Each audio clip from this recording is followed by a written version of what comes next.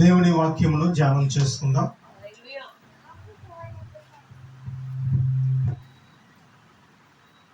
ఈరోజు వాక్యాంశము, ఈ కుటుంబము దేవునిలో నిలిచి ఉన్నది.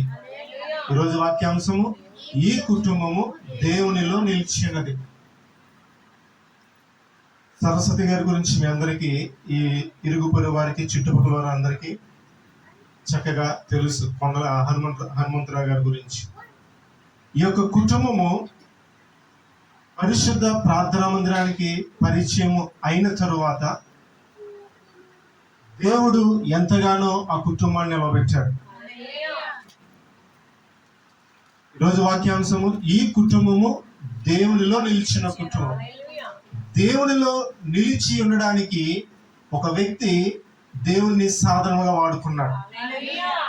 సాధనముగా వాడుకుని ఎక్కడికి నడిపించాడంటే దేవుని మందిరానికి నడిపించాడు. ఎప్పుడైతే ఒక వ్యక్తి దేవునిలో నిలిచి ఉంటాడో, దేవుని మందిరంలో ఉంటాడో, ఆ కుటుంబాన్ని దేవుడు ప్రేమించి ఆ కుటుంబాన్ని దేవుడు ఎంతగానో ఆశీర్వదిస్తాడు. దేవుడు ఏదైతే తెలియచేశాడో దాన్ని ఆయన నెరవేరుస్తాడు. ఆయన చక్కటి సాక్ష్యాన్ని విన్నాం కదా. గత సంవత్సరం మేము ప్రార్థన పఠించుకున్నాం. దేవుడు మా జీవితంలో, కుటుంబ జీవితంలో ఎన్నో మేలులు, ఎన్నో దీవెనలు మాకు దయచేసిన ఆ యొక్క సహోదరి చక్కటి సాక్ష్యములు తెలియజేసింది. ఈ యొక్క దీవెన ఆశీర్వాదము ఎలా వచ్చిందంటే దేవుడు ఇచ్చాడు. ఆకాశమందు ఆశీర్వైన దేవుడు ఆయన ఇచ్చాడు. ఆయన ఈ కుటుంబాన్ని ఎంతగానో ప్రేమించాడు. దైవజనులు ఏది ప్రార్థన చేసినా, వారు ప్రేయర్ రిక్వెస్ట్ తెలియజేసినప్పుడు ఏది ప్రార్థన చేసినా దేవుడు వారికి అనుగ్రహించాడు. ఎప్పుడు అనుగ్రహిస్తారంటే ఈ కుటుంబము దేవుళ్ళో నిలిచింది. చూడండి, వాక్యములు చూద్దాం. యోహాను సువార్త 15వ అధ్యాయము 4వ వచనం. ఒకరు తీసి స్పష్టంగా చదవండి మైక్. చాలమ్మా. యోహాను సువార్త 15వ అధ్యాయము 4వ వచనం ఏమని రాయబడింది? నా యందు నిలిచి ఉండుడి. తర్వాత ఏం మాట ఉందమ్మా? మీ యందు నేను నిలిచి ఉండును. దేవుడు అంటున్నాడు, నా యందు మీరు నిలిచి ఉండుడి. మొదటిగా మనం ఏం చేయాలంటే దేవునిలో నిలిచి ఉండాలి. ఎప్పుడైతే మనము దేవునిలో నిలిచి ఉన్నామో ఆయన మనలో నిలిచి ఉంటాడు. నువ్వు దేవునిలో నిలిచున్నట్లయితే దేవుడే నీకు తండ్రిగా ఉండి, దేవుడే నీకు సహాయం చేస్తూ, నీకున్న ప్రతి అవసరతను, కొదువును ఆయనే తీరుస్తాడు. నువ్వు దేవునిలో నిలిచినప్పుడు ఆయన నిన్ను విడువడు, ఆయన నిన్ను ఎడబాయడు. ఆయన మనకి ఒక శుభకరమైన ఆనవాలైనా చూపిస్తాడు. ఆయన నువ్వు దేవునిలో నిలిచినప్పుడు దేవుడు అంటాడు, నేను నీ చెయ్యి పట్టుకుని నడిపిస్తానంటాడు. ఎన్నో సందర్భాలలో మనము ఒంటరి అనుకుంటాం. కుటుంబం ఉన్నప్పటికీ మనకు వచ్చిన కష్టాన్ని బట్టి, బాధను బట్టి, ఇరుకును బట్టి, ఇబ్బందిని బట్టి మనము ఒంటరి అయిపోయి అనుకుంటాం. కానీ మనము గ్రహించవలసిన విషయం ఏమిటంటే, మనము ఎక్కడ నిలిచున్నామంటే మనము దేవునిలో నిలిచున్నాం. మనం దేవునిలో నిలిచి ఉన్నప్పుడు దేవుడు మనలో నిలిచి ఉంటాడు. చూద్దాము, కొన్ని విషయాలు చూద్దాం. దేవుడు వీరి జీవితంలో ఎట్టి కార్యములు చేశాడో చూద్దాం. కొన్ని విషయాలు. ప్రకటన గ్రంథము 7వ అధ్యాయము, ప్రకటన గ్రంథము 7వ అధ్యాయము 17వ వచనం.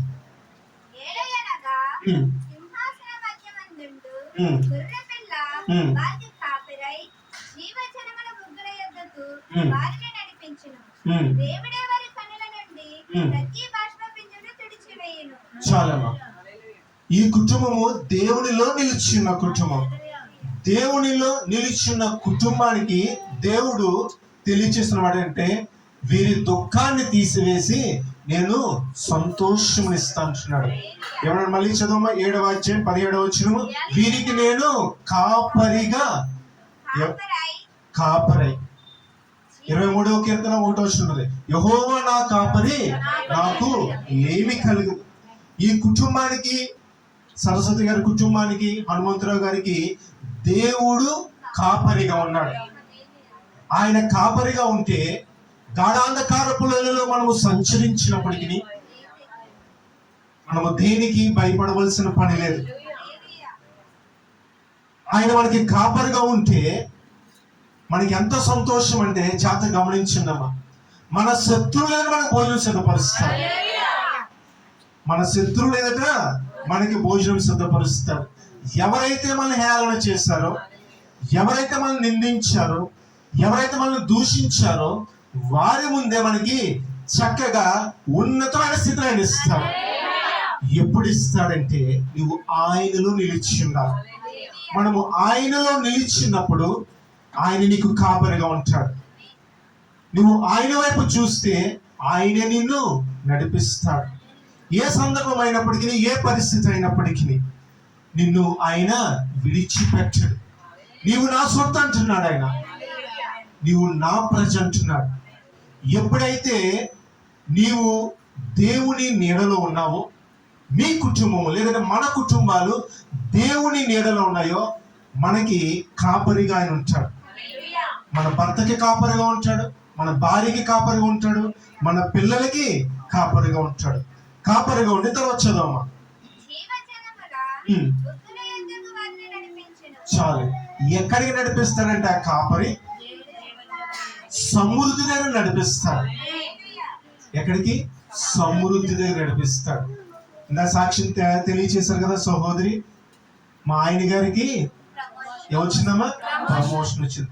దేవుడు వీరికి కాపరిగా ఉన్నాడు.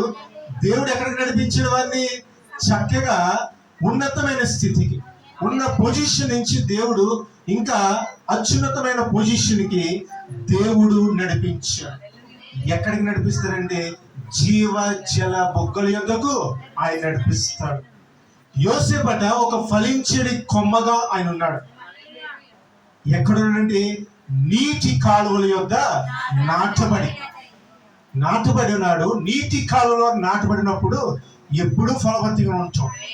ఎండిపోవడం అన్నది ఉండదు. ఎందుచేతంటే ఎల్లవేళలా అక్కడికి నీరు చక్కగా ప్రవహిస్తుంది. ఆ నీరు చక్కగా ప్రవహించడానికి కారణభూతుడు అక్కడ ఉన్నాడు. ఎవడైనా యేసయ్య. ఆయన మనకి కాపరిగా ఉన్నాడు. కాపరిగా ఉన్నప్పుడు మనము ఎల్లవేళలా పచ్చగా ఉంటాం. ఎల్లవేళలా మనము దీవెనకరంగా ఉంటాం. ఆకువాడదు, మనకు ఆకువాడదు. తన కాలమందు ఫలమిచ్చు చెట్టు అనే ఉంటాడు.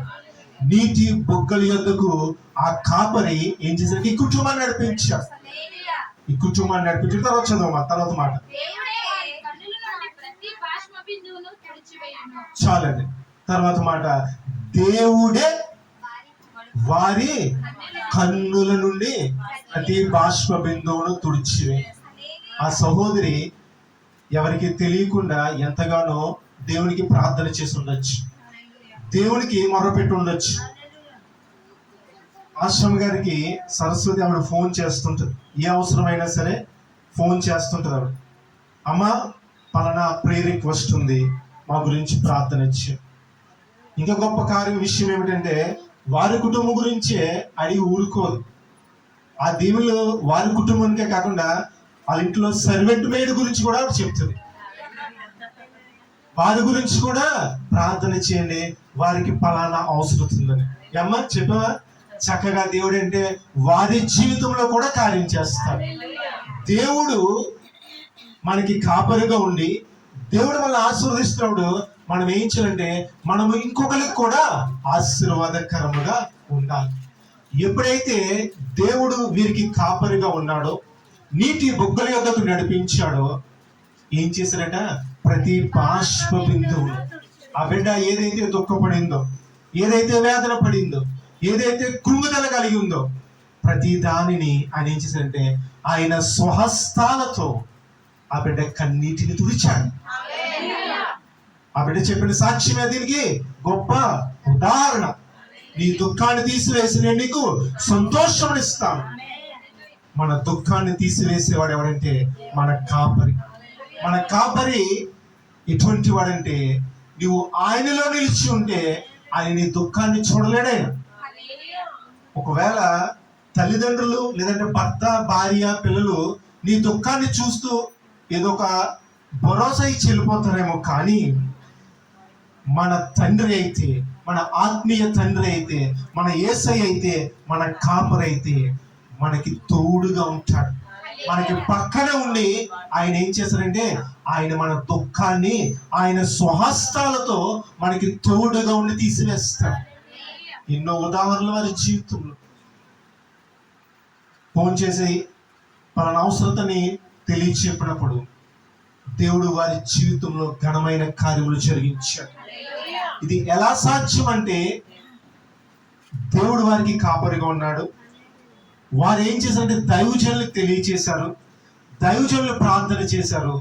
దేవుడు వారి జీవితంలో ఘనమైన కార్యములు జరిగించాడు. దేవుడు ఈ కుటుంబంలో నిలిచి ఉన్న కారణంగా దేవుడు మొదటిగా ఈ కుటుంబానికి ఉన్న ప్రతి బాష్ప బిందువును తీసివేశాడు. వారి దుఃఖాన్ని ఉల్లాసముగా దేవుడు మార్చాడు. ఇది ఎవరికి సాధ్యం? దేవునికే సాధ్యం. ఒకవేళ భర్తకి చెప్పుండొచ్చు, లేదా తండ్రికి చెప్పుండొచ్చు, చక్కగా ఓదార్పుడు ఇవ్వచ్చు. అయితే సమస్తమును దుఃఖాన్ని తీసివేసి ఆనందాన్ని ఇచ్చింది ఎవరంటే యేసయ్య మట్టుకు మాత్రమే ఆ బిడ్డకు సంతోషం ఇచ్చాడు. చూడండి, అందునే యెషయా గ్రంథంలో ఉంటుంది. యెషయా గ్రంథకర్త అంటాడు కదా, ఎవని మనస్సు నీ మీద ఆనుకొనునో వాణ్ణి పూర్ణ శాంతి గలవానిగా చేస్తాడు. ఈ కుటుంబం ఎవరి మీద ఆనుకుందంటే యేసయ్య మీద ఆనుకుంది. యేసయ్య మీద ఆనుకున్న కుటుంబాన్ని దేవుడు ఏం చేశాడంటే పూర్ణ శాంతిగా చేశాడు. రోజుల్లో మనము గమనించినట్లయితే చాలా కుటుంబాల్లో శాంతి సమాధానం లేదు. పైకి ఎలా ఉంటారంటే బయటకి బంధువులు వచ్చినప్పుడు చక్కగా నటిస్తారు, కానీ వారిని తరచు చూస్తే గనక వారి కుటుంబంలో ఎంతో వేదన ఉంటుంది. కానీ ఈ కుటుంబానికి దేవుడు కాపరిగా ఉండి, ఈ కుటుంబానికి తోడుగా ఉండి ప్రతి బాష్ప బిందువును తుడిసివేసి దేవుడి సంతోషమును, శాంతిని, సమాధానమును దేవుడు అనుగ్రహించుడు. ఇంకో మాట చూద్దాం. హబక్కూకు గ్రంథము 3వ అధ్యాయము. హబక్కూకు గ్రంథము 3వ అధ్యాయము 2వ వచనం.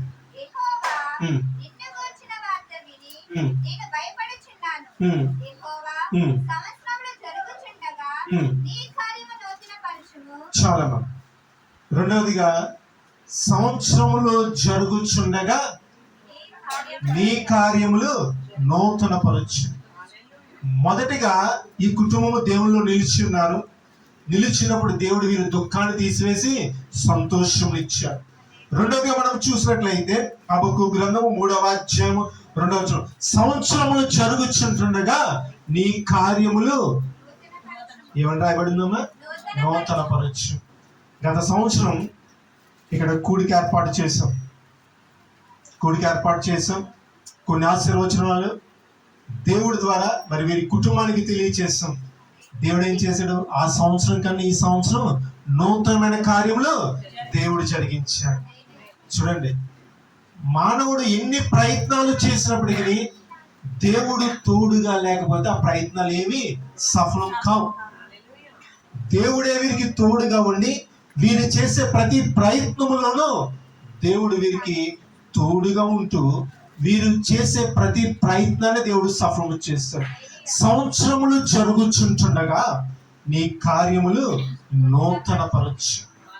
65వ కీర్తన 11వ వచనం ఉంటుంది కదా, సంవత్సరం నీకు దయా కిరీటముగా ధరింపచేస్తాను. ఆ బిడ్డకి మరి సంవత్సరములు దేవుడు దయా కిరీటముగా ధరింపచేసి ఏమంటున్నాడంటే, సంవత్సరాలు జరుగుచుంటుండగా నేను నీ పట్ల ఒక కార్యమును కలిగి ఉన్నాను. ఆ కార్యము నేను చేస్తాను. ఎలా చేస్తానంటే, నువ్వు ఊహించిన దానికన్నా, ఆశించిన దానికన్నా నేను ఘనముగా చేస్తాను. నీ యొక్క ప్రతి అవసరం నేను తీరుస్తాను. నేను నీకు తోడుగా నడిపిస్తాను. నువ్వు ఎక్కలేనంత ఎత్తైన కొండ మీదకి నీ కుటుంబాన్ని నేను ఎక్కిస్తానంటున్నాడు. చూడండి, సంవత్సరాలు జరుగుచుంటుండగా మన కుటుంబము దేవునిలో ఆత్మీయంగా వర్తిల్లాలి, ఆత్మీయంగా బలపడాలి. అందుచేత అంటాడు, నువ్వు చల్లగానైనా నుండు, వెచ్చగానైనా, నులివెచ్చని స్థితి మనకి తగదు. మనకి సంవత్సరాలు జరుగుచుంటుండగా దేవుడు తన కార్యములు నూతన పరుస్తున్నప్పుడు, దేవుడు మేలు చేస్తున్నప్పుడు, దేవుడు దీవెనకరమైన వర్షములు కుమ్మరిస్తున్నప్పుడు మనం ఏం చేయాలంటే దేవుడిలో ఇంకను బలంగా ముందుకు సాగాలి. మత్తయి సువార్తలో ఒక మాట ఉంటుంది, ఎవడు దీపమును వెలిగించి కొంచెం కింద ఎవరు పెడతామమ్మా, ఎక్కడ పెడతాం? చక్కగా దీపస్తంభం మీద పెడతాం.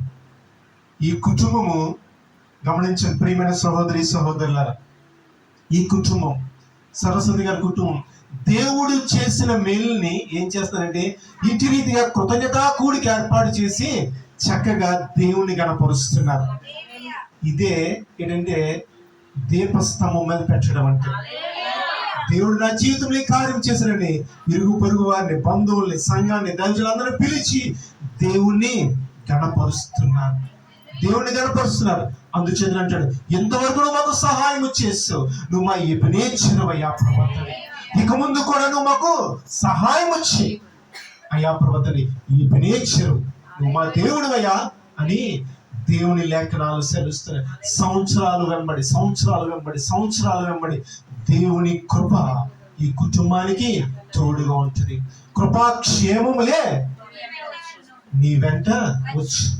కృపాక్షేమము వీరి కుటుంబం వెంట, ఇక్కడ కూడున్న వారి కుటుంబాల వెంట వస్తాయి. ఎప్పుడు వస్తాయి? ఆ మాట చెప్పండి. దేవునిలో నిలిచి ఉండాలి. దేవునిలో నువ్వు నిలిచి ఉంటే దేవుడు ఏం చేస్తాడంటే కృపాక్షేమములు నీ వెంట వస్తాయి.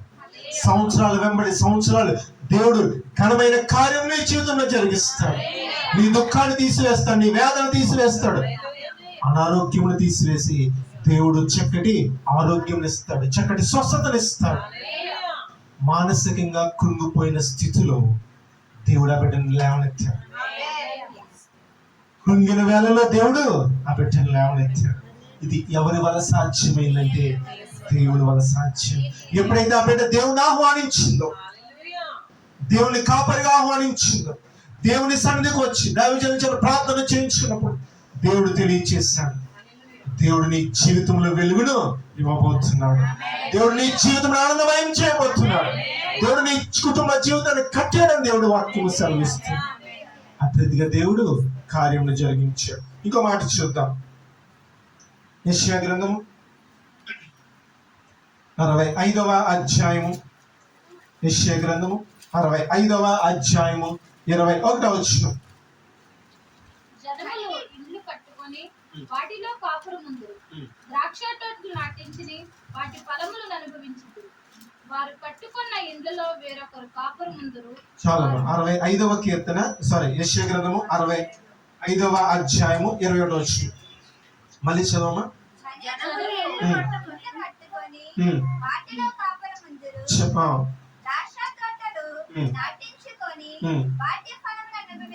చాలా. మూడవదిగా దేవుడు చెప్తున్న మాట ఏమిటంటే వీరి కష్టార్జితాన్ని నేను ఆశీర్వదిస్తా ఉంటున్నాను. జనులు గృహాలు కట్టుకుని దాంట్లో చక్కగా నివాసము చేస్తారు, ద్రాక్ష తోటలు వేసుకుని చక్కగా వాటి యొక్క పండ్లను అనుభవిస్తారు. మీరు గమనించిన ఎప్పుడైనా ఎన్నోసార్లు మనము కంచం ముందు కూర్చుంటాం, కానీ భోంచేయలేని పరిస్థితి ఎన్నోసార్లు వస్తుంటుంది. మనము ఆ యొక్క ఆహారము తినాలన్నా దేవుని సెలవు ఉండాలి. నువ్వు రాత్రి పగలు ఎంత కష్టపడినప్పటికీ నీ కష్టార్జితను ఆశీర్వదించేది ఎవరంటే దేవుడే మన కష్టార్జితను ఆశీర్వదించాడు. వారు చక్కగా నీ గృహములు కట్టుకుని దానిలో నివాసము చేస్తారు. 128వ కీర్తన 2వ వచనం చదవండి అన్నమాట ఒకసారి. 128వ కీర్తన 2వ వచనం.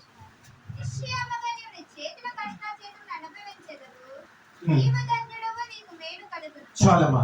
నిశ్చయముగా నీవు నీ చేతుల కష్టార్జితం అనుభవించాడు. దేవుడు ఏం చేశాడు? వారి భర్త గారికి చక్కని ప్రమోషన్ వచ్చింది. కష్టార్జితము అనుభవిస్తున్నారు. కష్టార్జితం వృధా కాకుండా దానిని వారి కుటుంబ సభ్యులంతా అనుభవిస్తున్నారు. నీ గృహములో చక్కగా ఆనందిస్తున్నావు అంటే, చక్కగా నీ గృహంలో దేవుడు నీకు ఇచ్చింది చక్కగా నువ్వు భుజిస్తున్నావు అంటే అది దేవుని కృప. అది దేవుని కృప మట్టుకు మాత్రమే తప్ప వేరొకటి కాదు. కష్టార్జితమును ఆశీర్వదించేది యేసయ్య మట్టుకు మాత్రమే. మనము ఎంత కష్టపడినప్పటికీ ఆయన యొక్క సెలవు లేకపోతే దాన్ని మనము అనుభవించలేం. నిశ్చయముగా నీవు నీ చేతుల కష్టార్జితమును అనుభవించదు. తర్వాత మాట చదువు, నీవు ధన్యుడవు, నీకు మేలు కలుగు. చూడండి, మేలు కలుగుతుందట. దేవుడు అంటున్నాడు మేలు కలుగు చేస్తా అంటున్నాడు. ఆ మేలులు ఎలా ఉంటాయంటే హెస్కేలు గ్రంథం 36:11 మునిపటి కంటే అధికమైన మేలు నేను మీకు అనుగ్రహిస్తున్నాడు. గత సంవత్సరం మీరు జీవితంలో ఏదైతే కొదువు ఉందో దేవుడు ఈ సంవత్సరం ఇచ్చాడు. ఈ సంవత్సరం అంటున్నాడు గత సంవత్సరం ఉన్న మేలు కన్నా ఈ సంవత్సరం ఇంకా అధికమైన మేలు నేను మీకు ఇస్తానంటున్నాడు. దేవుడు అతి రీతిగా నడిపిస్తున్నాడు. ఈ బిడ్డలు, ఇద్దరు బిడ్డలు, శృతిని, వాళ్ళిద్దరు బిడ్డలకి ఎగ్జామ్స్ అయినప్పుడు శృతిని ఇచ్చాకని వారి తాతయ్య గారు తెలియచేశారు. అదే రీతిగా మరి సరస్వతి గారు కూడా తెలియచేశారు, మా పిల్లలకి ఎగ్జామ్స్ అండి, మా గురించి వారి పిల్లల గురించి ప్రార్థన ఇచ్చారు. ఎప్పుడైతే దేవుని పాదాల చెంత మనం మొర్రపెట్టామో దేవుడు ఏం చేస్తాడంటే దేవుడు తన హస్తమును వీరికి తోడుగా ఉంచి వీరి హస్తమును ఆయన పట్టుకుని చక్కగా నడిపించి చక్కగా ఎగ్జామ్స్ రాయడానికి దేవుడు కృప చూపించాడు. దేవుడే ఈ పిల్లలకి జ్ఞానం ఇచ్చాడు. యెహోవాయందు భయభక్తులు కలిగినట జ్ఞానమునకు మూలం. యెహోవాయందు భయభక్తులు కలిగినట తెలివినకు మూలం. యెహోవాయందు భయభక్తులు కలిగినట వివేచనకు మూలం. ఆ తల్లి ఏం చేస్తుంది, చక్కగా ఇద్దరు ముగ్గురు చక్కగా పాటలు పాడారు కదా. ఏమైనా చేయగలవు, కథ మొత్తం మార్చగలవు. ఏమన్నారు? ఏమైనా చేయగలవు, కథ మొత్తం మార్చగలవు. ఆ తల్లి ఇద్దరు పిల్లలకి నేర్పింది. మన కథ మార్చేవాడు ఒకడున్నాడు, మన కథ మార్చేవాడు ఒకడున్నాడు, ఆయన యేసుబాబు. ఆయనకి ప్రార్థన చేద్దాం, దేవుడు డాడీని దేవుని సన్నిధిని నడిపిస్తాడు, ఆయనకి రక్షణ కార్యం ఇస్తాడు, మీకు జ్ఞానం ఇస్తాడు, మన కుటుంబానికి అవసరం ప్రతి కొద్దులు తీరుస్తాడని ఆ తల్లి ఏం చేసింది, పిల్లలకి పాఠం నేర్పింది. ఎంతమంది తల్లులు ఈ రోజున పాఠాలు నేర్పుతారు మన పిల్లలకి? ఫోన్లు ఇస్తున్నారా, పాఠాలు నేర్పుతున్నారా? అమ్మా, మనం ఏం చేయాలంటే మన పిల్లలకి దేవుడి గురించి చెప్పాలి. మన పిల్లలకి మనము దేవుడి గురించి చెప్పుతూ దేవుళ్ళ పెంచాలి. అందుచేత మాట్లాడుతున్నా, బాలుడు నడవలసిన త్రోవను అది తర్వాత మాట చెప్పాలి. వాడు పెద్దవాడైనప్పుడు దాని నుండి తొలగిపోడు. వాడికి ఈ చిన్న ప్రాయంలోనే ఎవరి ప్రాయంలో మనం నేర్పిస్తే వాడు దేవుడి మార్గంలో ఉంటాడు. పెద్దవాడైన తర్వాత తల్లిదండ్రులు గౌరవిస్తాడు. లేదంటే పెళ్ళి అయిన తర్వాత చలో ఏమో లేరు అటువంటి వాళ్ళు. ఎప్పుడైతే నువ్వు దేవుని మాటలు నేర్పిస్తావో నీ తల్లిని నీ తండ్రిని గౌరవించమని దేవుని వాక్యం సెలవుస్తుంది. ఇవన్నీ చదువుకుంటారు. పెద్ద అయిన తర్వాత వారు దేవుడిలో ఉంటారు, తల్లిదండ్రులు గౌరవిస్తారు. అటు రీతిగా లోకంలో వదిలేస్తే లోక పోకడల వెనకాతల వెళ్ళిపోతారు.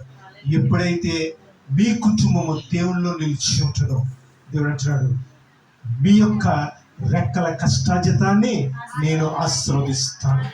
మీరు ఏదైతే కలిగి ఉన్నారో దానిలో చక్కగా సంతోషమును కలిగి నివసిస్తారని నేను వాక్యం. ఇంకో మాట చూద్దాం. యాకోబు రాసిన పత్రిక 4వ అధ్యాయం 10వ వచనం. ప్రభు దృష్టికి మిమ్మల్ని మీరు తగ్గించుకొనుడి, అప్పుడు ఆయన మిమ్మల్ని హెచ్చించును. చాలు. 4వదిగా దేవుడు చెప్తున్న మాట హెచ్చిస్తానంటున్నాడు. ఏ కుటుంబం అయితే దేవుడిలో ఉంటుందో ఏమో మొదటిగా దేవుడు చెప్తున్న మాట ఏంటంటే దుఃఖాన్ని తీసివేసి సంతోషాన్ని ఇస్తానంటున్నాడు. రెండవదిగా దేవుడు ఏంటంటే సంవత్సరము వెంబడి సంవత్సరము నూతన కార్యములు ఆయన చేస్తానన్నాడు. మూడవదిగా మీ కుటుంబం యొక్క కష్టార్జితాన్ని నేను ఆశీర్వదిస్తాను. 4వదిగా దేవుడు అంటాడు హెచ్చిస్తానంటున్నాడు. యాకోబు రాసిన పత్రిక 4వ అధ్యాయం 10వ వచనం మళ్ళీ చదువున్నాము. చాలమ్మా. ప్రభువు దృష్టికి మిమ్మును మీరు తగ్గించుకోండి. ఈ మాట చాలా ప్రాముఖ్యమైనది. ఈ మాట చాలా తర్వాత ఏముంది మాట? అప్పుడు చాలా మంది ఏం పట్టుకుంటారంటే మమ్మల్ని హెచ్చిస్తాడు అంటారు. హెచ్చిస్తాడు మంచిదే, మరి ముందున్న మాట ఏంటి? ముందు మనల్ని మనము తగ్గించుకోవాలి. ఈ కుటుంబము దేవుని యందు తగ్గింపు స్వభావమును కలిగి, దీన మనస్సును కలిగి దేవుని గణపరిచారు.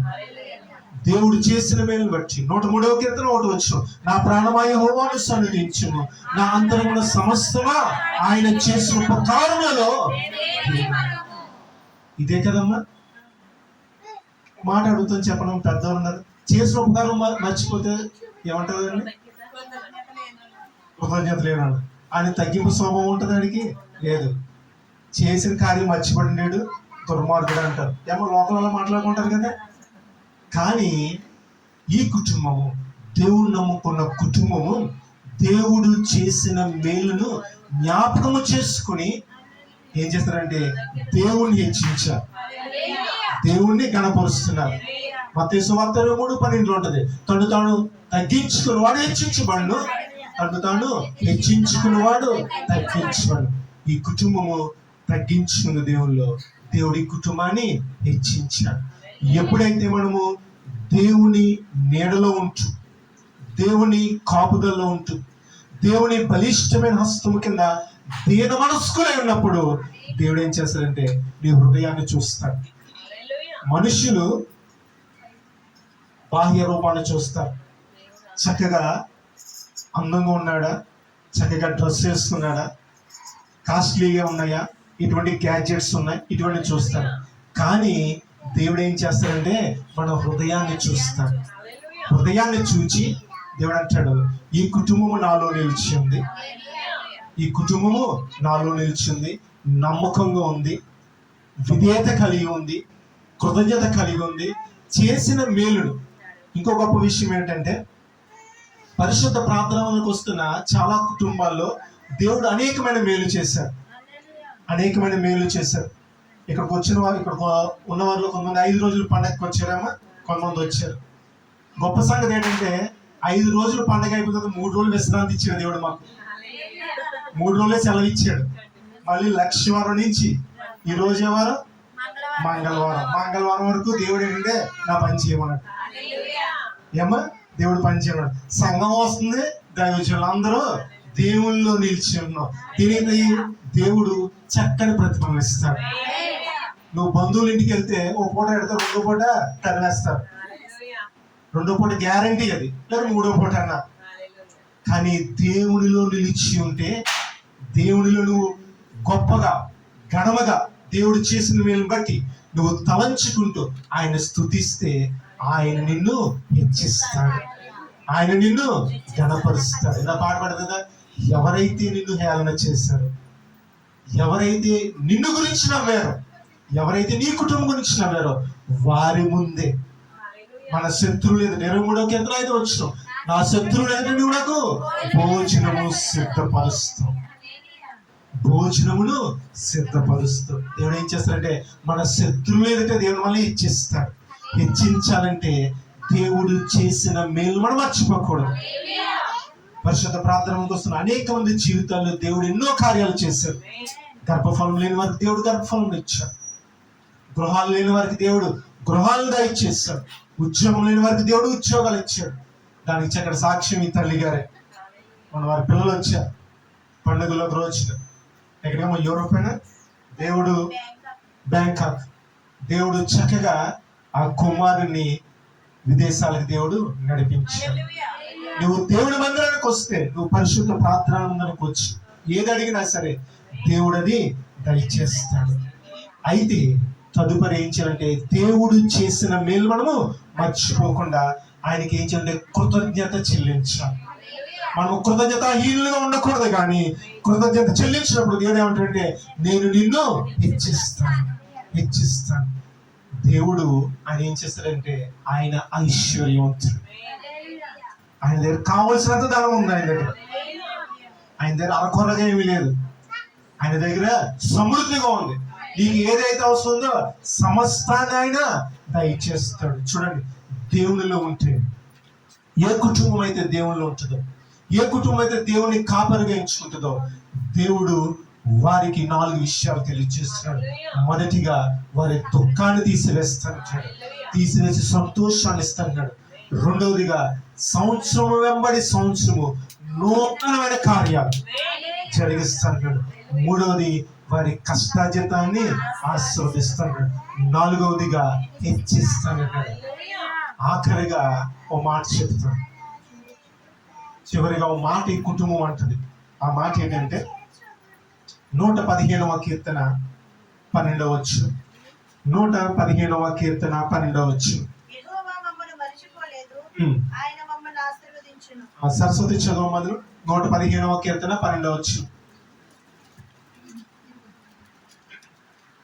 115వ కీర్తన 12వ వచనం.